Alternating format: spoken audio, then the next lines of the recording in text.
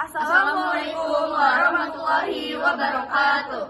Perkenalkan, kami dari kelas 12 MIPA 7, kelompok Gaya Lorenz. Saya Nia Silviana Herman. Saya Naya Widya. Saya Regina. Saya Siti Lansari. Saya Regita Septiani. Saya Najwa Maharani.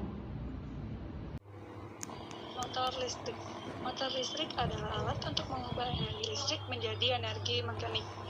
Motor listrik memiliki dua bagian utama, yaitu stator dan rotor. Stator adalah bagian motor listrik yang diam, dan rotor adalah bagian motor listrik yang bergerak atau berputar. Berdasarkan sumber tegangan kerja yang digunakan, motor listrik dibedakan menjadi dua jenis, yaitu pertama, motor listrik arus bolak-balik (AC) atau alternating current. Dua, motor listrik arus arah DC atau direct current. Pada percobaan ini, kami membuat motor listrik jenis DC. Motor listrik arus arah jenis DC adalah jenis motor listrik yang beroperasi dengan sumber tegangan arus listrik searah atau direct current. Motor listrik bekerja dengan prinsip gaya Lorenz. Gaya Lorenz adalah gaya yang ditimbulkan oleh muatan listrik yang bergerak atau oleh arus listrik yang berada dalam suatu medan magnet. Jika ada sebuah penghantar yang dialiri arus listrik dan penghantar tersebut berada dalam medan magnetik, maka akan timbul gaya yang disebut dengan nama gaya magnetik atau dikenal juga nama gaya Lorenz. Prinsip kerja motor listrik yaitu perubahan energi listrik menjadi energi mekanik.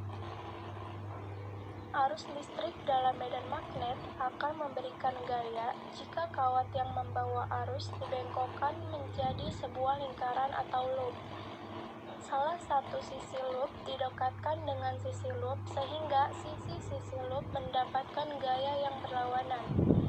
Gaya yang berlawanan ini akan menghasilkan tenaga putar atau torsi untuk memutar kumparan.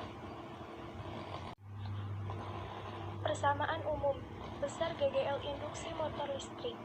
GGL induksi sama dengan N dikali B dikali A dikali omega dikali sin omega T. Besar gaya Lorenz F sama dengan I dikali L dikali B dikali sin theta.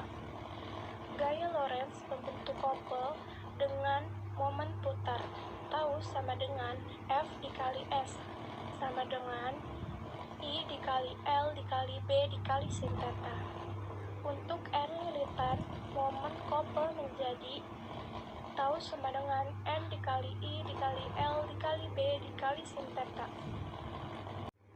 Atau tau sama dengan N dikali I dikali B dikali A dikali sin theta, di mana epsilon sama dengan besar GGL induksi besarannya volt, omega sama dengan kecepatan sudut besarannya rad per second, N sama dengan banyak lilitan, F sama dengan gaya Lorenz, B sama dengan besar medan magnet besarannya Tesla, T sama dengan waktu besarannya second, A sama dengan luas alas besarannya meter persegi, I sama dengan arus besarannya ampere.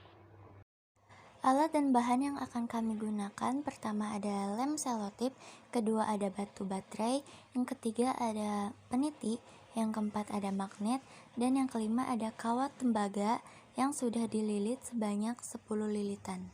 Desain dan bahan alat yang dibuat adalah motor listrik sederhana. Dengan desain seperti di bawah ini, alat bekerja dengan menggunakan prinsip gaya Lorenz.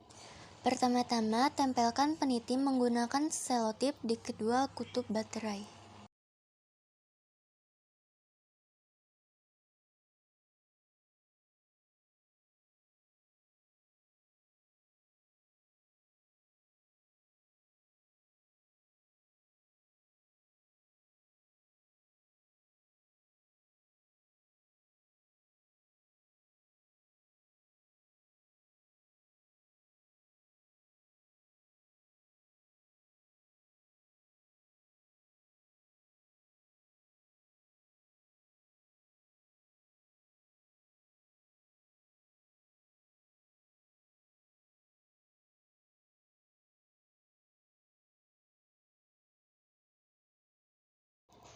Lalu hubungkan kawat pada baterai seperti berikut ini. Kemudian di dekat kumparan diletakkan medan magnet. Magnet menghasilkan medan magnet. Ketika kumparan dialiri arus listrik, kumparan akan menghasilkan medan magnet karena adanya induksi elektromagnetik. Medan magnet yang dihasilkan kumparan ini berlawanan dengan medan magnet luar sehingga kumparan akan berputar. Kesimpulan, saat kumparan dialiri arus listrik, kumparan tersebut juga akan menghasilkan medan magnet. Kemudian, magnet diletakkan di dekat kumparan yang dialiri arus listrik sehingga terjadi perbedaan gaya antara kumparan dan magnet yang menyebabkan munculnya gaya Lorentz. Kumparan kawat berinti besi yang dialiri listrik dapat menarik besi dan baja. Hal ini menunjukkan bahwa kumparan kawat berarus listrik dapat menghasilkan medan magnet.